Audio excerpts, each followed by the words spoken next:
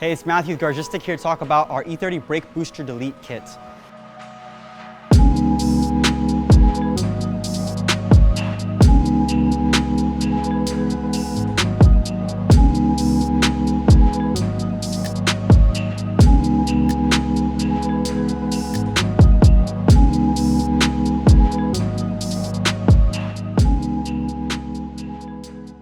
So what this kit is the solution to a lot of the big motor swaps in E30s. You know, that brake booster is usually in the way. Sometimes S54s, you got the big plenum, the brake booster's in the way. Shaved engine bays, another reason that you just want that clean look. This is the proper way to do these kind of setups. Do it very cleanly, very serviceable, and we're here to talk you through all the steps because there is a lot of components, there's a lot of things with this, so knowing ahead of time is going to make it considerably easier when you come to install these. So the Brake Booster Delete Kit fits all E30s that are non-airbag. What that basically means is that 89 plus, the cars came with airbag steering columns and they're bigger in diameter, and that causes issues because there's a lot going on with the dash right now. So if you have an airbag car, just grab a non-airbag rack and it bolts up. No modifications necessary. Other than that, it actually bolts up and only takes 3 holes to be drilled. Other than that, it actually uses a lot of factory holes on that. So you have the option of buying this in 3 different configurations. You can buy the Brake Booster Delete bracket by itself, and you'd be able to source your masters and pedal assembly from either Wilwood or from Tilton. Or you can have them included in the brake booster, like a one-stop shop. We actually carry the whole package. And then the third variation is an addition to that package, which is basically the plumbing kit. Now this, everything on the table is everything needed to install on an E30. It includes our brake bracket delete. It includes the Wilwood pedals, and the correct master cylinders, and even the plumbing lines and fittings needed to plug up the firewall and run the lines from the clutch and the 2 master cylinders underneath the dash. So we have 3 different configurations to fit all 3 types of budgets. Now keep in mind, no matter what kit you get, you are going to have more pedal effort to stop the car. What we're doing is we're compensating for a non-vacuum assisted brake system by having smaller bore master cylinders. So Wilwood basically has a calculation where using very small master cylinders, it will make it where your pedal effort is still manageable. That being said, you can expect about 20% more effort to stop the car. So because of how intricate this system is, we're going to talk about the features and components of each piece. That way it'll help you gauge whether you need it. You know, certain applications you wouldn't need it, you know, a certain size master cylinder and all that. And then we're going to get into the install on our car. And this is the same brake booster delete panel that's featured on our K car on the lift and our LS. So it's pretty cool to see it work with our other brake components, RX-7, Wilwood, all of our other stuff as a unit. So we'll get into the features and then we'll go there. So starting with the brake booster bracket, basically these 3 holes actually go to the factory pedal assembly. So you're using the same factory bolt holes already. So you're going to save your hardware and you're going to end up putting them right back on that application. The only 3 holes that you would have to drill would basically be these 3 right here, and they go up into the firewall, as we're showing on the display car, and a sandwich plate goes on the top. This is also used later as your template as well. So it's a sandwich plate, but it also makes it where you just have to drill 1 hole and then try to, not drilling the holes while you're underneath the dash, and it's a bad idea. You can do it from the top. So we'll get into that and all the necessary hardware that comes with it. It even comes with a brake bracket switch. So what ends up happening is you end up using an early round type brake switch. Don't use the later kind because it's square. So all you have to do to get this installed is grab a 13/64 drill. That's going to be the correct drill for this hardware. And then you're going to end up actually drilling onto this, so that way you can then mount the switch, go to your stock E30 wiring harness, and the switch just works like factory right off that. So very handy. The kit is very thought out. I mean, this is one of those things that we've refined over almost a decade now, and a lot of features have been added. We even have locations for the zip ties because there's wires underneath that dash, and you're going to be kind of like routing everything again. So you can just route and tuck everything, and there's even a new ground location. These holes are not random; they're actually the nominal size for an M6 tap. So if you wanted to tap your ground lugs on here that you'll be removing as we get into it on the car, you actually have the ability. So we're always listening to improvements. This was one of those features people wanted to see. We'll get into it, but basically this is a window, so that way your brake bias cable can actually go on there. You can actually adjust the brake bias depending on pad and all kinds of other circumstances without going underneath the dash again. You want to avoid that. As soon as you get this installed, there's a lot going on.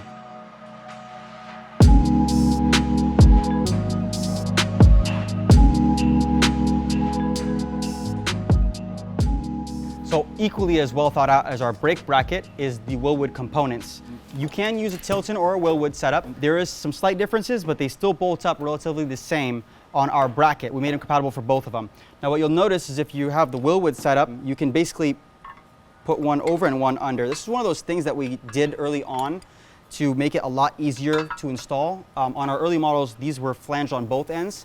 It makes more sense to be like this. Now, on the Wilwood setup, basically, you have these 4 bolts and there's some tapped holes that you can put it in there. You'll notice there is a gap. The gap is not random. It's so that way the Tilton assemblies don't have any issues, and they can also work. But basically, you just tighten those ones as well. But you also have these brackets, these bolts on here. So there's a lot, holding on these assemblies together. Other features on this pedal assembly include being able to adjust your actual brake and clutch pedal assembly. So that way you can actually put these exactly where you want them for heel towing preferences, different gas pedals, motor swap, stuff like that. Super handy. And what happens also on the back of this is there's actually a balance bar, so you can pre-adjust the master cylinders using this. So what ends up happening is you put your clutch master cylinder here, front brake, rear brake, and that way when you're basically pushing on it, what this does is it actually kind of acts like a little brake adjustment right off the bat. And that's why we were talking about that brake adjuster, brake bias that would come out of here. The cable basically attaches to this, and you can actually adjust these on the fly. So totally optional to get that switch, but you could pre-adjust it on here if you wanted to. So really cool feature that they have had on here. So super cool.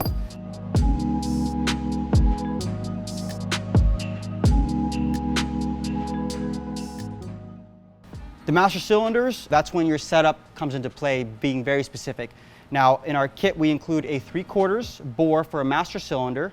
That's the correct one for almost, I'd say, 80% of applications. And we also include 2 5/8 master cylinders, 1 5/8 for the front, 1 5/8 for the rear. So for the bore sizes on your master cylinders, that's when your setup really comes into play. What we include is a 3/4 for your clutch, because that's what'll fit and needed for most applications, and a 5/8 bore for the front and the rear.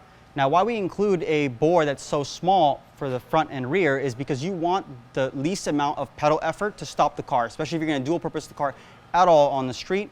You basically want the least amount of effort to stop the car. If you've got a big brake kit or something that doesn't have any deflection like the slider pins, that's when you could upgrade to 3/4. That would accommodate that, kind of setup. What we meant by play in the caliper is all OEM BMW calipers, even E36 M3 big brake kits, E46, all that stuff on your E30, it still has play in it. And that's because that there's a guide pin in there and it's got rubber in it. Now, shameless plug, we actually sell the brass pieces that actually will eliminate a lot of play and still be really easy to slide in and out. But regardless, you got this type of setup on your car, you're gonna go with 5/8 master cylinders. But on big brake kits, they don't have this problem. No matter which way that they're actually mounted, radial or not, there's no play in this. Like, there's nothing to give. So you can actually benefit from a bigger bore size on the master cylinder. You can trade the effort, because you have better brakes. So that's kind of the trade-off on those. So general rule of thumb when selecting bore sizes for your master cylinders is that the smaller the bore, the least amount of effort it will take to stop the car, but the price is that it's gonna be a longer pedal throw and a softer pedal. It's still gonna be considerably harder than your Boosterless assisted pedal, but it will have a little bit more give. Now with the bigger bores, you are able to push a little bit more fluid. It is a much stiffer pedal and a lot less travel, but that's why at that point you should really have big brake kits, and more than likely, it should be a track dedicated car only.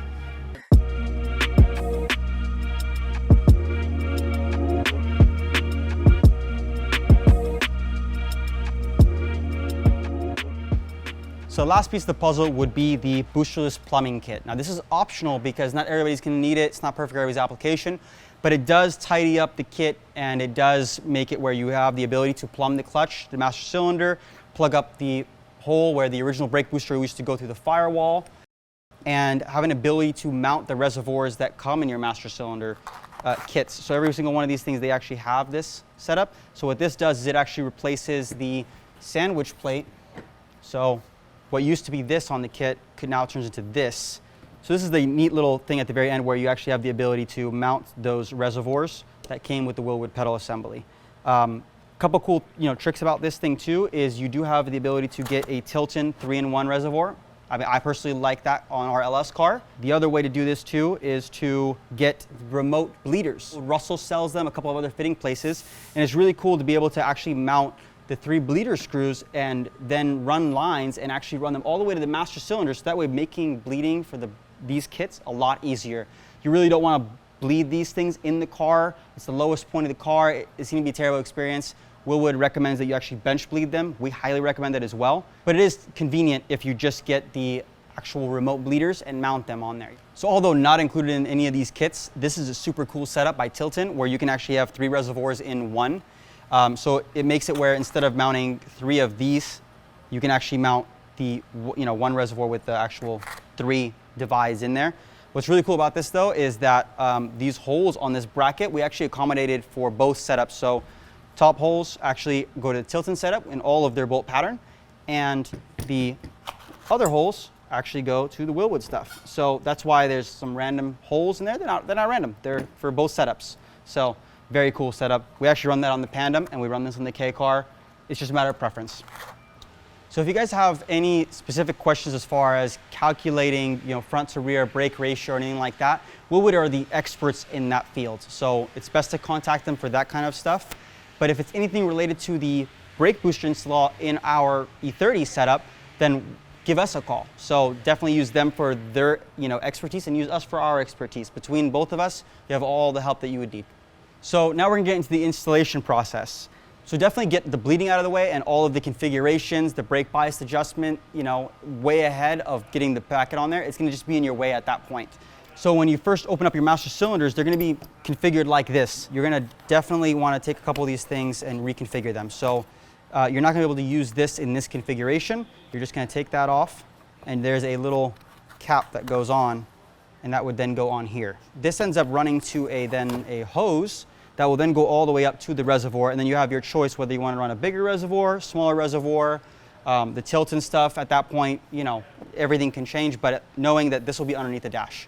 So you're gonna install your clutch and then your front and rear brake. Technically, it doesn't really matter as long as you keep track of where it's plumbed. Definitely labeling them is a really good idea. This will always be your clutch. In the case that for some reason, you get confused, only one of them is gonna go to the clutch. And the brakes is very easy to remember. There's a front one, there's a rear one, done deal.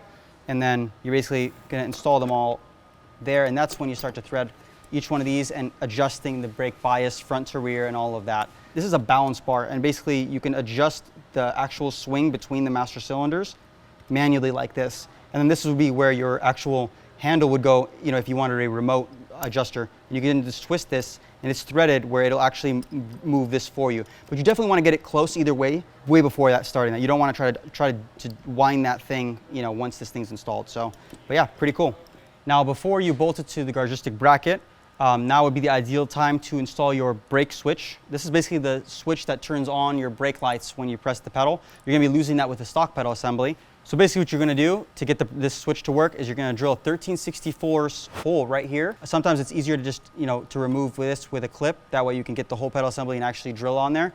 But then when you're done, basically this thing's gonna just be like right there.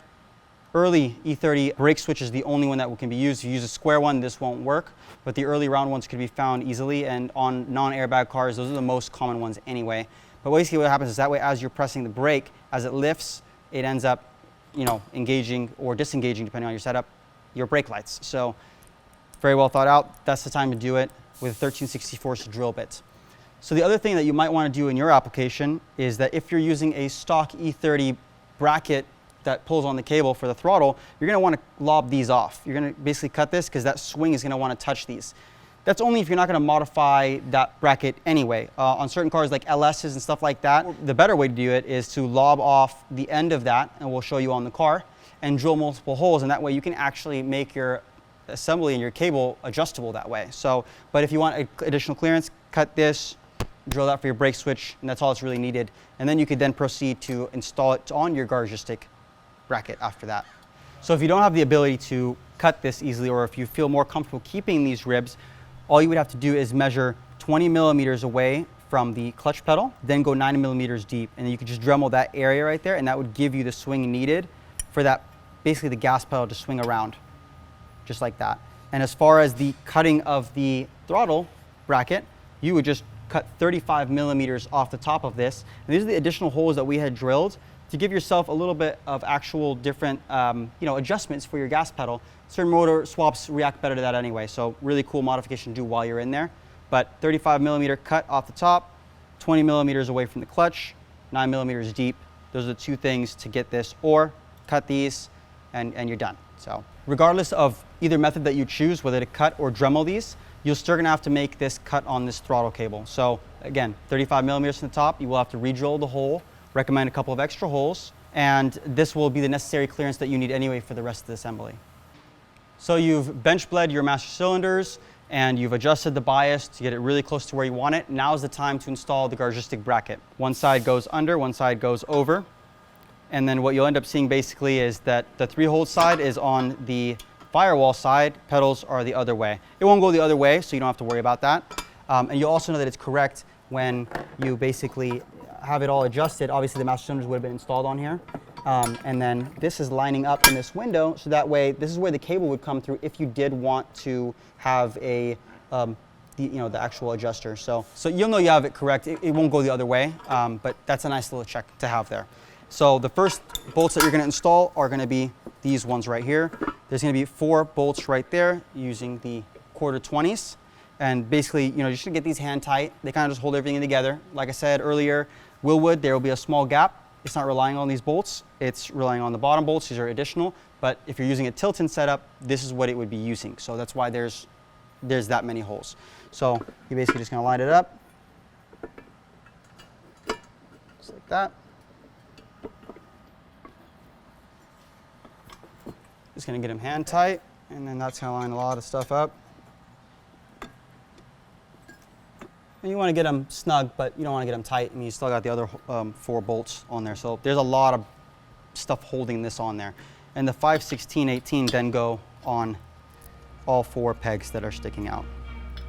Again, just for visual representation, we don't have the master cylinders in there, so you guys can clearly see what we're working with, but your master cylinders would have already been installed.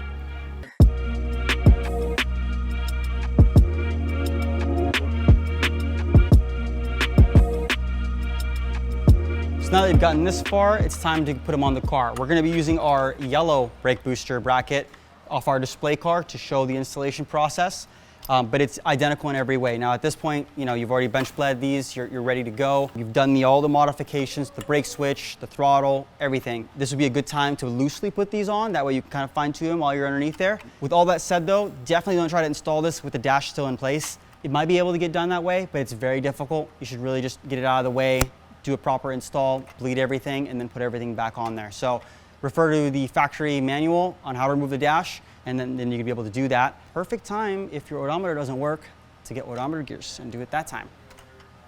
So when you come to actually install this is obviously you've removed the dash, you removed the stock pedal assembly. You don't have to remove the steering column, but if you did have an airbag car, obviously you'd be doing that anyway. To a non-airbag car, again, because of the diameter going through here, there's a lot going on. Now, there is, to put it back in its stock location, there's basically 3 of the factory holes. You'd use your factory hardware and you're good to go. And basically you see that the holes are favored like that. However, some people do want to adjust it, move it a little bit. You can technically use those 2 holes. There is another 3 holes that we're about to drill in the back end, so it's not like it's just going to be held by those. Matter of preference, factory location, a little bit of a change. And you do have a lot of adjustment in this too. Like, if you did want this closer to the gas pedal, and you can just move these holes on this setup. So it's very versatile. So what we recommend is tightening 1 or 2 of these bolts, but you don't have to go to town snugging it because you're just going to basically use this as a template to drill the pilot holes. You don't want to do it while you're underneath the dash. Get those holes drilled, get them all, deburred and all that. And if you bought the plumbing kit, that's the time to install it, to fill that factory hole again, and then bolting it up. So I put it in 1 bolt. Again, you'd be using your factory bolts, just putting them back. And then what you end up doing is once you've done that, it kind of like lines up on the firewall where you have to drill. So you've gotten those snugged up. Basically what we're talking about is that there's 3 holes on the back of this ledge that go into the firewall that need to be drilled. So you're going to drill the center one. This is the plate receiving it on the other end, but basically you're drilling that hole equivalent on here, and that would be located right here. So you'll see that there's 3 holes on the back of this, and basically you want to drill the first one. Wear safety glasses. You're already going to be laying over here doing this. you know, or if you have a 90-degree drill bit, like an actual Milwaukee 90-degree, that's the time to use it for sure. What you also could do is that once you've moved it, you know, you've actually lined it up, you could use a center punch and then do it at that point. But whatever you don't want to be working underneath those metal chips, because either way you're gonna have to take this out to put the plumbing kit back on and deburr everything and, you know, run the lines and all that. And you got to keep in mind too that when you're in here, there's actually a lot of wires going on too, and you kind of remove where they go on. So that's where these zip tie holes that were on there will be a lot handier. So that's when you can end up tucking it really nicely, you know, with the stock wiring harness, you know, being zip tied to the bracket, very factory-like. This is the factory grounds. Definitely don't want to forget to unplug those things. You can keep them and bend them up, but that's why those holes are tapped for an M6 drill and tap. So you can just tap it and relocate the ground if you really wanted to.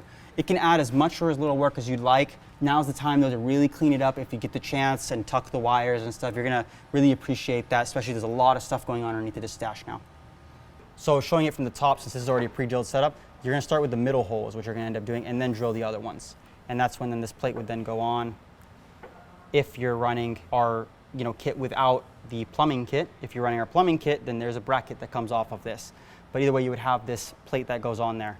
So once you've drilled all those, countersink them so they're not sharp, and then you can, you know, hit it with paint, primer, whatever it is open now. Remove everything, and that would be the time if you used our plumbing kit to then plug up the firewall where the original brake booster would go to. Now, these holes on here are so that the master cylinder lines that were in our plumbing kit can actually go through with grommets, super nice and tucked, nothing, you know, is left over, very factory-like in that sense. So it's very, very cool.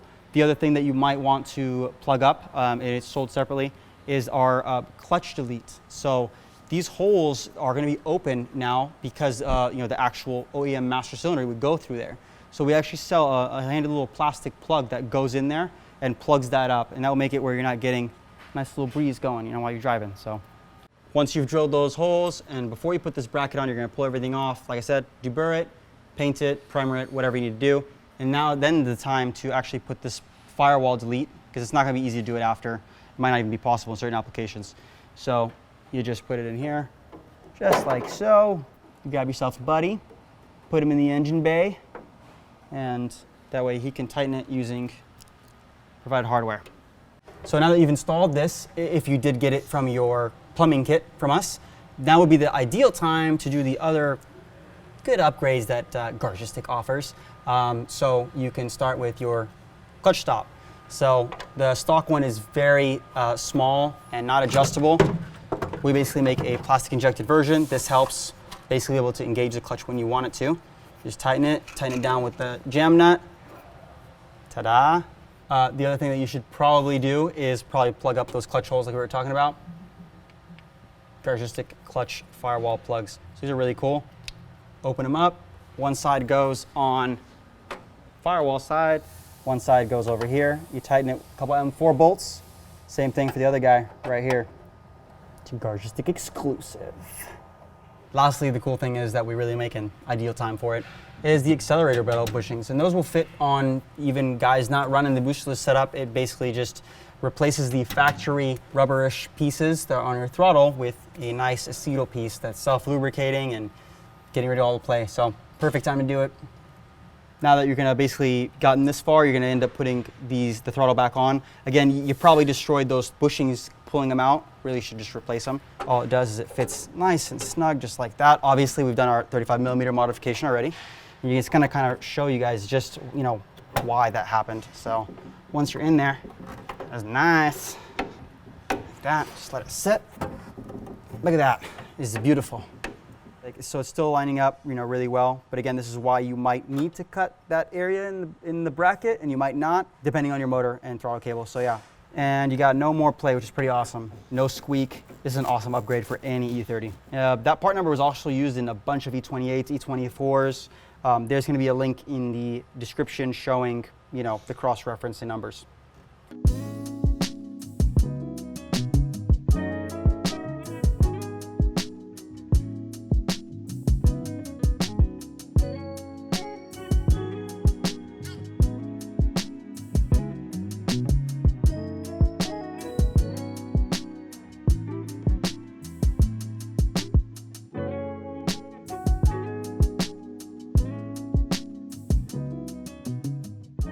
So lightly snugged up the ones underneath the dash. Now we're gonna tighten the ones in the engine bay, then tighten everything.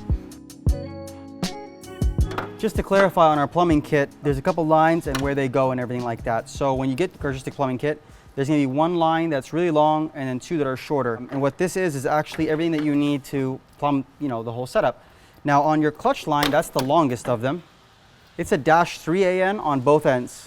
All of these are actually an 1/8 inch 27. So the plumbing kit comes with the 1/8 inch NPT to -3 conversions.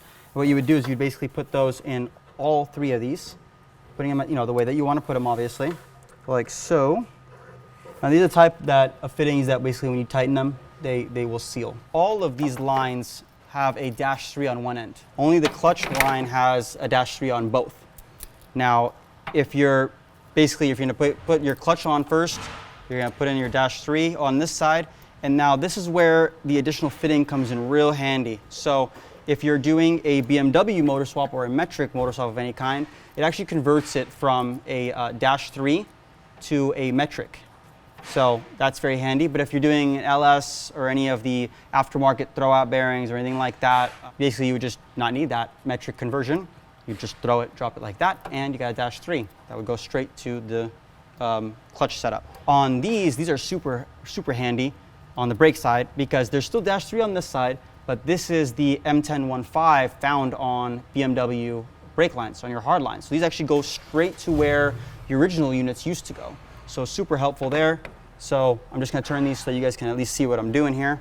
You got your -3 on this end, here, -3 on this end, just like that.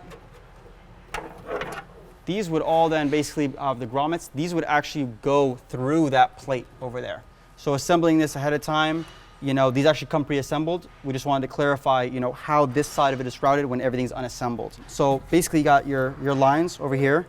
You know, obviously tucking them, there's the wiring harness, a lot going on, you know, when you're on the car. So, you know, definitely tucking the wires with all the zip ties, you know, where the holes are on the other unit. Then you could then kind of tuck these where you want. If you still have the additional spots from those zip ties, you could use you can use those, you know. So there's a couple different ways of running it, but basically it would then go through the firewall into the correct spot. Super duper helpful. And then basically those nipples that we were talking about earlier, that's where the rubber hoses would go. And they would go straight through that hole as well into the reservoirs on the other side.